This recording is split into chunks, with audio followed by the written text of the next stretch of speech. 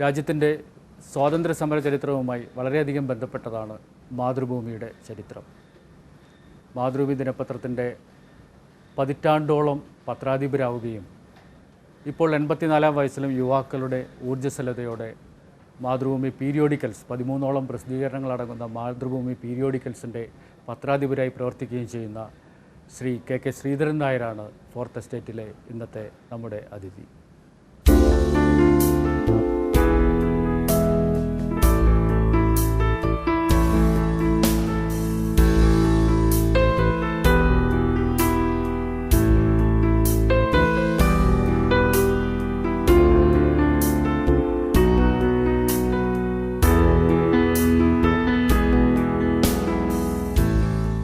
മാതൃഭൂമിയുടെ ചരിത്രമെന്ന് പറയുന്നത് രാജ്യത്തിൻ്റെ സ്വാതന്ത്ര്യ സമരവുമായി വളരെയധികം വളരെ ഇഴപാകിയൊരു ചരിത്രമാണ്.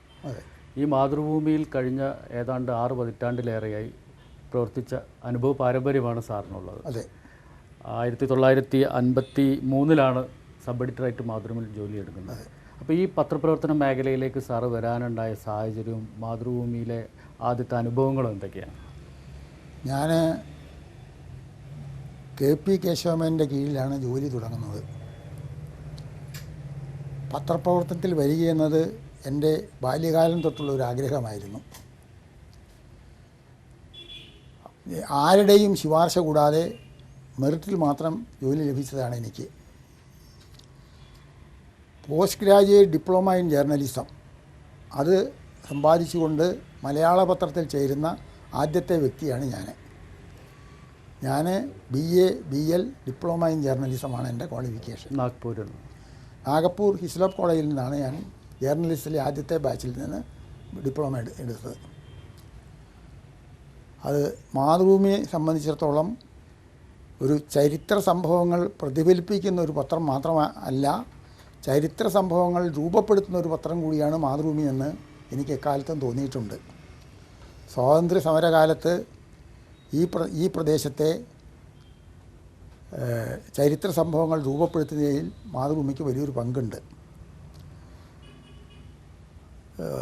1923 മാർച്ച് 18-ാം തീയതിയാണ് ആദ്യത്തെ ലക്കം മാതൃഭൂമി പ്രസിദ്ധപ്പെടുത്തുന്നത്. അത് ഗാന്ധിയുടെ ആശീർവാദത്തോടും അനുഗ്രഹാശംസകളോടും കൂടി അന്ന് കോൺഗ്രസിൻ്റെ പേര് മഹാജനസഭ എന്നായിരുന്നു. മഹാജനസഭയുടെ മുഖപത്രമായിട്ടാണ് മാതൃഭൂമി തുടങ്ങിയത്.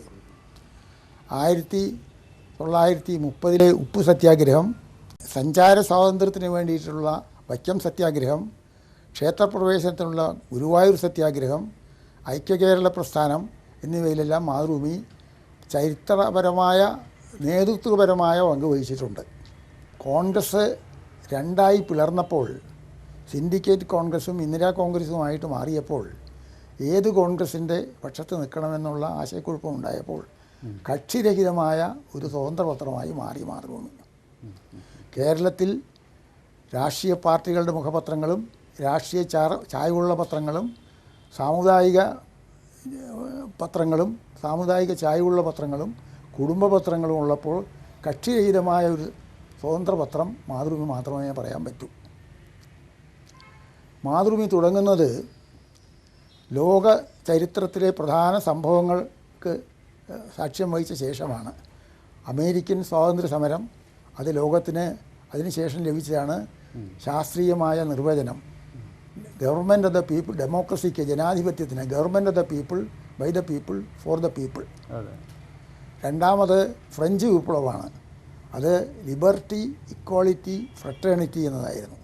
മാതൃഭൂമി സ്വീകരിച്ചതും അതിൽ ഫ്രട്ടേണിറ്റി, സത്യം, സമത്വം, സ്വാതന്ത്ര്യം എന്നീ മുദ്രാവാക്യമാണ്. റഷ്യൻ വിപ്ലവത്തിൻ്റെയും സമത്വത്തെ ആയിരുന്നു അതിൻ്റെ അടിസ്ഥാനം. അതുകൊണ്ട് സ്വാതന്ത്ര്യ സമരത്തിൽ പങ്കെടുത്തതിന് ശേഷം സ്വാതന്ത്ര്യാനന്തര സമരത്തും മാതൃഭൂമിയുടെ ആദ്യത്തെ ലക്കത്തിൽ KP കേശവമേനോൻ സ്വന്തം പേരെഴുതി ഒപ്പുവെച്ച് പാവന പ്രതിജ്ഞ കൊടുക്കുന്നുണ്ട്. അതിൽ നാനാജാതി മതസ്ഥരുടെ ഉന്നമനത്തിന് വേണ്ടി മാതൃഭൂമി ശ്രമിക്കുമെന്ന് പറഞ്ഞിട്ടുണ്ട്. നാനാജാതി മതസ്ഥർ എന്ന് പറയുമ്പോൾ സെക്യുലറിസമാണ്, മതനിരപേക്ഷതയാണ്. അതുപോലെ കേരളം 3-4 മുറിഞ്ഞു കിടക്കുന്ന മലബാർ, കൊച്ചി, തിരുവിതാംകൂർ, മയ്യഴി തുടങ്ങിയായിട്ട് മുറിഞ്ഞു കിടക്കുന്ന കേരളത്തെ ഒന്നാക്കുക, മലയാള ഭാഷ സംസാരിക്കുന്ന ഒന്നാക്കുക, കാർഷിക അഭിവൃദ്ധി, നാനാജാതി മതസ്ഥരുടെ ഉന്നമനം എന്ന് പറയുമ്പോൾ മതനിരപേക്ഷയല്ലാതെ മറ്റൊന്നുമല്ല. പിന്നെ വൈക്കം സത്യാഗ്രഹത്തിൽ പങ്കെടുത്തതിന് കേശവമേനോൻ 6 മാസത്തെ തടവ് ശിക്ഷ അനുഭവിച്ച് അതിനുശേഷം സിംഗപ്പൂരിലേക്ക് പോയി സ്വാതന്ത്ര്യം ലഭിക്കുന്നതിന് അല്പം മുമ്പാണ് ഇന്ത്യയിലേക്ക് മടങ്ങി വന്നത്. ആ വൈക്കം സത്യാഗ്രഹമാണ് തിരുവിതാംകൂറിൽ ക്ഷേത്രപ്രവേശനത്തിനും സഞ്ചാര സ്വാതന്ത്ര്യത്തിനും വഴി തെളിയിച്ചത്. ഗുരുവായൂർ സത്യാഗ്രഹവും അതുപോലെ ക്ഷേത്രപ്രവേശനത്തിന് വഴി തെളിയിച്ചു. പിന്നെ ക്വിറ്റ് ഇന്ത്യ സമരകാലത്ത് മാതൃഭൂമിയുടെ പത്രാധിപരായിരുന്ന കെ എ ദാമോദരൻ എന്നെ പത്രാധിപരുടെ കസേരയിൽ നിന്നാണ് അറസ്റ്റ് ചെയ്ത് കൊണ്ടുപോയത്. മാതൃഭൂമി ഗാന്ധിയുടെ ആശീർവാദത്തിൽ തുടങ്ങിയ പത്രം എന്ന് മാത്രമല്ല, കേരളത്തിൽ ഒരുപക്ഷെ ഇന്ത്യയിൽ തന്നെ മഹാത്മാഗാന്ധി സന്ദർശിക്കുന്ന ഏക പത്രവും മാതൃഭൂമിയായിരിക്കണം. മാതൃഭൂമിയുടെ ആദ്യത്തെ മാനേജിംഗ് ഡയറക്ടറായിരുന്ന കെ മാധവൻ നായരുടെ അന്തരിച്ച ശേഷം അദ്ദേഹത്തിൻ്റെ ഛായാപത്രം കോഴിക്കോട് ടൗൺ ഹാളിൽ അനാച്ഛാദനം ചെയ്ത ശേഷം ഗാന്ധിജി മാതൃഭൂമിയിൽ വരികയും ഒരു നല്ല പത്രം എങ്ങനെ തയ്യാറാക്കണമെന്ന് പ്രവർത്തകരെ ഉത്ബോധിപ്പിക്കുകയും ആ അദ്ദേഹത്തിൻ്റെ ഉപദേശങ്ങൾ ഇന്നും പ്രമാണവാക്യങ്ങളായി മാതൃഭൂമി സ്വീകരിക്കുകയും ചെയ്തിട്ടുണ്ട്.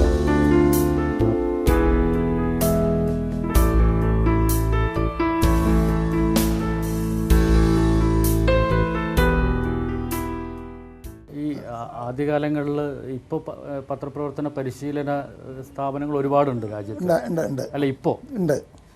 പക്ഷേ ഈ ഒരു 50കളിൽ ഇത് വളരെ വിരളമായിരുന്നു. അപ്പോൾ അത് ആ ഒരു കാലത്തെ പത്രപ്രവർത്തന ഡിപ്ലോമ മാതൃഭൂമിയുടെ ഞാൻ ചേരുമ്പോൾ കൈകൊണ്ട് അച്ചു നിരത്തുന്ന സമ്പ്രദായമായിരുന്നു. ആദ്യത്തെ ലക്കത്തിൽ തന്നെ മാതൃഭൂമി അച്ചുകൂടത്തിൽ നിന്ന് അച്ചടിച്ച് പ്രസിദ്ധപ്പെടുത്തുന്നതെന്നാണ് പറഞ്ഞിട്ടുള്ളത്. അച്ചടി, അച്ചുകൂടം, എന്നുള്ള വാക്കുകൾ ഇതിന് അർത്ഥശൂന്യമാണ്. ഇന്ന് മോഡേണൈസേഷൻ, മാതൃഭൂമി അതിൻ്റെ സമ്പത്ത് ഒരു വ്യവസായം, അതിൻ്റെ അഭിവൃദ്ധി ഒരു പ്രൈവറ്റ് സെക്ടറിലുള്ള ഒരു വ്യവസായം, പബ്ലിക് ലിമിറ്റഡ് കമ്പനി ആയിട്ടുള്ള പ്രൈവറ്റ് സെക്ടറിലെ ഒരു വ്യവസായം ഏറ്റവും ലാഭം ഉണ്ടാക്കുക, ലാഭം ഉടമസ്ഥർ വീതിച്ചെടുക്കുക എന്നതാണെങ്കിൽ മാതൃഭൂമിക്ക് വ്യത്യസ്തമായ ലക്ഷ്യങ്ങളാണുള്ളത്. കൺസ്യൂമർക്ക്, വായനക്കാർക്ക് കൂടുതൽ മെച്ചപ്പെട്ട ഒരു ഉൽപ്പന്നം നൽകുക, സ്ഥാപനത്തെ അഭിവൃദ്ധിപ്പെടുത്തുക, യന്ത്രവൽക്കരണത്തിലൂടെയും മറ്റ് കളർ പ്രിൻറ്റിങ് തുടങ്ങിയ സംവിധാനങ്ങളെയും സ്ഥാപനത്തെ വളർത്തുക, കൂടുതൽ യൂണിറ്റുകൾ തുടങ്ങുക, അത് സ്ഥാപനത്തിലെ ലാഭത്തിൻ്റെ ഒരു പങ്ക് ജീവനക്കാർക്ക് സമ്പാദിക്കുക. ഉടമസ്ഥന്മാർ തുച്ഛമായൊരു ഇത് മാത്രമേ വരുമാനം മാത്രമേ കമ്പനിയിൽ നിന്ന് കൈപ്പറ്റുന്നുള്ളൂ. തുടക്കത്തിൽ നാഗ്പൂർ യൂണിവേഴ്സിറ്റിക്ക് കീഴിലാണ് ആദ്യത്തെ ജേർണലിസം കോഴ്സിലാണ്. ഇന്ത്യയിൽ ആദ്യത്തേതല്ല, കൽക്കട്ടയിലും ബാംഗ്ലൂരിലും അതിനു മുമ്പുണ്ടായിരുന്നു. ആ ഒരു കാലത്തെ പത്രപ്രവർത്തന പഠനത്തെക്കുറിച്ച്, ആ ഒരു കാലത്തെ പത്രം എന്ന് പറഞ്ഞാൽ ഈ ഇലക്ട്രോണിക് മാധ്യമങ്ങൾ വരുന്നതിന് മുമ്പുള്ള കാലമാണ്. അതുകൊണ്ട് 5 Ws and 1 H, എന്ത്, എങ്ങനെ, എന്തുകൊണ്ട്, എപ്പോൾ എന്ന് എഴുതി കഴിഞ്ഞാൽ വാർത്തയായി. വാർത്ത മത്സരപ്രധാനമല്ല. ഇപ്പോൾ അത് ബാബറി മസ്ജിദ് തകർക്കുന്നത് നമുക്ക് നേരിൽ കാണാൻ കഴിയുന്നു. ഇപ്പോൾ ബാബറി മസ്ജിദ് തകർത്തു എന്ന് പറഞ്ഞ് ഒരു ഹെഡിങ് കൊടുത്തുകൊണ്ട് അർത്ഥമില്ല. അതിൻ്റെ വ്യാഖ്യാനങ്ങളും അതിൻ്റെ interpretation, analysis, backgrounding, how it affects you, how it affects the reader എന്നുള്ളതെല്ലാം അനാലിസിസ് എല്ലാം കൊടുത്തുകൊണ്ട് ചേർന്നാൽ ഇന്ന് മത്സരപ്രധാനമായ ഈ ജീവിതത്തിൽ ഇന്ന് ഇലക്ട്രോണിക് മാധ്യമങ്ങളും അച്ചടി മാധ്യമങ്ങളും തമ്മിൽ മത്സരമുണ്ട്. അച്ചടി മാധ്യമങ്ങളിൽ തന്നെ ഇംഗ്ലീഷ് പത്രങ്ങളും മലയാള പത്രങ്ങളും തമ്മിലുണ്ട്. മലയാള പത്രങ്ങൾ തമ്മിലുള്ള മത്സരമുണ്ട്. അപ്പോൾ ഈ മത്സരത്തിൽ പിടിച്ചു നിൽക്കാൻ നമുക്ക് മറ്റുള്ളവർ കൊടുക്കാത്ത ഒറിജിനാലിറ്റിയോടുകൂടിയ ഒരു സമീപനം സ്വീകരിക്കേണ്ടതുണ്ട്. മുമ്പ് കേശവമേനനും മഹാത്മാഗാന്ധിയൊക്കെ ഇംഗ്ലണ്ടിൽ പഠിച്ചിരുന്ന കാലത്ത് ഒരു കത്ത് കപ്പലിൽ അയക്കാൻ 3, 4, 5 മാസം വേണ്ടി വരും. മറുപടി കിട്ടാൻ വേറൊരു 4-5 മാസം വേണം. ഇന്ന് മൊബൈലുള്ളതുകൊണ്ട് ആളുകളെ നേരിൽ കണ്ടിട്ട് സംസാരിക്കാൻ കഴിയുന്ന ഒരു കാര്യമുണ്ട്. ഇന്നത്തെ പത്രപ്രവർത്തനമാവില്ല 10, 20, 30 കൊല്ലം കഴിയുമ്പോൾ, ഒരു 10 കൊല്ലം കഴിയുമ്പോൾ ഉണ്ടാവുക. അന്നത്തെ സങ്കല്പിക്കാൻ കൂടി കഴിയാത്ത നിലയിലുള്ള ഇൻ്റർനെറ്റ് സൗകര്യങ്ങളും മറ്റേ മൊബൈൽ സൗകര്യങ്ങളും ഒക്കെ ആയിട്ട് വാർത്തകൾ അതാത് നിമിഷം അറിയാനുള്ള സംവിധാനമുണ്ട്. അപ്പോൾ ഇന്നത്തെ സംഭവങ്ങളെ കേന്ദ്രീകരിച്ച് നാളത്തേക്കുള്ള കാലത്ത് പത്രം അച്ചടിച്ചാൽ പോരാ, അതുകൊണ്ടാണ് മൾട്ടിപ്പിൾ യൂണിറ്റ്സ് തുടങ്ങിയത് ഈ മത്സരപ്രധാനമായ. അതുകൊണ്ട് പിന്നെ മറ്റൊരു സംഗതിയുള്ളത്, വായനക്കാരന് വാർത്തകൾ അറിഞ്ഞാൽ മാത്രം പോരാ, ഒരു മനുഷ്യന് ശുദ്ധവായുവും ശുദ്ധജലവും മായം ചേർക്കാത്ത ഭക്ഷണവും കഴിക്കാൻ അവകാശമുള്ളതുപോലെ സത്യസന്ധമായ മായം ചേർക്കാത്ത വാർത്തകൾ അറിയാനും അവകാശമുണ്ട്.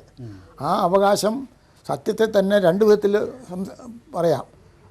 ഒരു ഗ്ലാസ്സിൽ പകുതി വെള്ളം ഉണ്ടെങ്കിൽ ഗ്ലാസ് ഈസ് ഹാഫ് ഫുൾ എന്ന് പറയാം, ഗ്ലാസ് ഈസ് ഹാഫ് എംപ്റ്റി എന്നും പറയാം. പക്ഷേ ജനപക്ഷത്ത് നിന്നുകൊണ്ടാണ് മാതൃഭൂമി ഈ ഹൗ ഇറ്റ് എഫക്ട്സ് യു.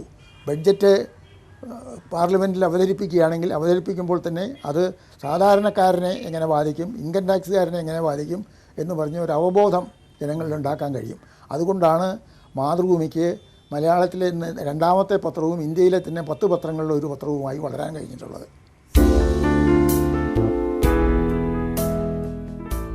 ചെറുപ്പത്തിലെ പത്രപ്രവർത്തകനാകാനുള്ള ഒരു ആഗ്രഹം ഉണ്ടായിരുന്നു എന്ന് പറഞ്ഞു. ഇത് വളരെ ഒരു 6 പതിറ്റാണ്ട് മുൻപ് അത്തരമൊരു ചിന്ത ചെറുപ്പത്തിൽ തന്നെ ഉണ്ടാവാൻ കാരണം, ഹൈസ്കൂളിൽ പഠിക്കുമ്പോൾ ഞാൻ കയ്യെഴുത്ത് മാസികയുടെ പത്രാധിപരായിരുന്നു 3 കൊല്ലം. അപ്പോൾ ആ പത്രപ്രവർത്തനം കൊണ്ട് ഒരു സേവന രംഗം കൂടിയാണെന്നുള്ളൊരു ബോധം എനിക്കുണ്ടായി. അതുകൊണ്ടാണ് ഈ മേഖലയിലേക്ക് പ്രധാനമായും കാലെടുത്ത് വെച്ചത്. 1953 ഞാൻ 53 സബ് എഡിറ്ററായി ചേർന്ന് senior sub editor, chief sub editor, news editor, deputy editor, acting editor, editor of the daily for 10 years from 1990 മുതൽക്ക് 2000 വരെ, 2000 മുതൽക്ക് ഇന്ന് വരെ 13 പീരിയോഡിക്കൽസിൻ്റെ എഡിറ്റർ. അങ്ങനെ തിരിഞ്ഞു നോക്കുമ്പോൾ സംതൃപ്തവും സന്തുഷ്ടവുമായ ഒരു ജീവിതമാണ് എനിക്കുള്ളത്. ഇപ്പോൾ തുടക്ക സബ് എഡിറ്ററായി തുടങ്ങിയെന്ന് പറയുന്നു. 53 മാതൃഭൂമിയിൽ ആദ്യമായിട്ട് ജോലിയിൽ പ്രവേശിക്കുന്നത്. പിന്നീട് 10 വർഷത്തോളം മാതൃഭൂമിയുടെ പത്രാധിപരായി, വീണ്ടും ഇപ്പോൾ പീരിയോഡിക്കൽസ് എഡിറ്ററിൻ്റെ പത്രാധിപരായിട്ട് പ്രവർത്തിക്കുന്നു. ഈ ആരംഭിക്കുന്ന സമയത്ത് മാതൃഭൂമിയിലെ എഡിറ്റോറിയൽ പത്രപ്രവർത്തനത്തിനുണ്ടായ ഒരു അവസ്ഥ എന്തായിരുന്നു? ഒരു സൗകര്യം മാതൃഭൂമിയിൽ തുടങ്ങുന്ന കാലത്ത് ഈ കുമാരനാശാൻ ബോട്ടപകടത്തിൽ മരിച്ചു. അന്ന് തപാലിലാണ് വാർത്തകൾ വരുന്നത്. അത് ബോട്ടപകടത്തിൽ മരിച്ച 18 പേര് മരിച്ചു എന്നുള്ളത് ഒഴിച്ചിട്ട് അപകടത്തിൽ മരിച്ചവരിൽ കുമാരനാശാനും ഉണ്ടായിരുന്നു എന്നാണ് അവസാനത്തെ വാചകം. അത് മരിച്ച് 2 ആഴ്ച കഴിഞ്ഞിട്ടാണ് കൊടുക്കുന്നത്.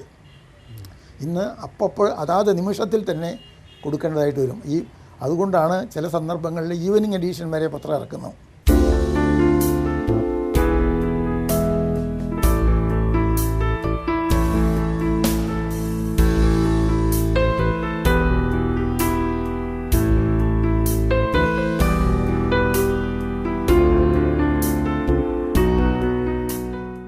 ഔദ്യോഗിക ജീവിതത്തിൽ ഈ കാലയളവിൽ ശ്രദ്ധേയമായ ഒരുപാട് സംഭവങ്ങളുണ്ട്. ഈ രാജീവ് ഗാന്ധി കൊല്ലപ്പെട്ട സംഭവത്തിൽ മാതൃഭൂമി എഡിഷൻ തയ്യാറാക്കി, എഡിറ്റോറിയലും എല്ലാം തയ്യാറാക്കി ഒരു പത്രം ഇറക്കാൻ വിതരണം ചെയ്യുന്നതിന് മുമ്പാണ് ആ വിവരം അറിയുന്നത്. സർവ്വവിധ സംവിധാനങ്ങളും എല്ലാവരെയും തിരിച്ചു വിളിച്ച് എഡിറ്റോറിയലും ലേഖനവും എല്ലാം എഴുതി പുതിയൊരു പത്രം തയ്യാറാക്കി ജനങ്ങൾക്ക് കൊടുത്തു.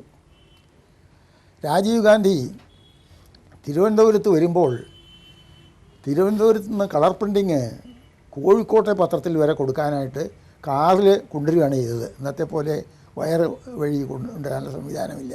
അതും സിറ്റി എഡിഷനിൽ അതും കളർ പ്രിൻറ്റിങ് ആയിട്ട് കൊടുത്തു.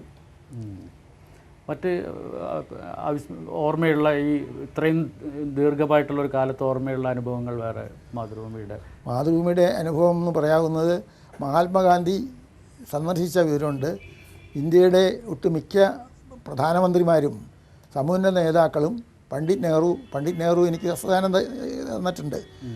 മറ്റേ ലാൽ ബഹദൂർ ശാസ്ത്രി, മൊറാർജി ദേശായി, ഇങ്ങനെയുള്ള ബുലാഭായ് ദേശായി, ഇങ്ങനെ പല നേതാക്കളും മാതൃഭൂമി സന്ദർശിച്ചിട്ടുണ്ട്.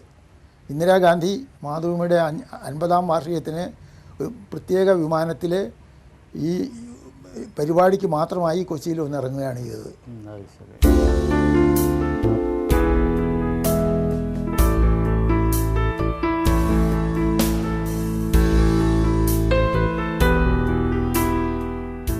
കെ.പി. കേശവമേനോൻ ഒരു ഈ മാതൃഭൂമി ഇതിലെ ഔദ്യോഗിക ജീവിതത്തിൽ അദ്ദേഹവുമായുള്ള അനുഭവങ്ങൾ എന്തെങ്കിലും?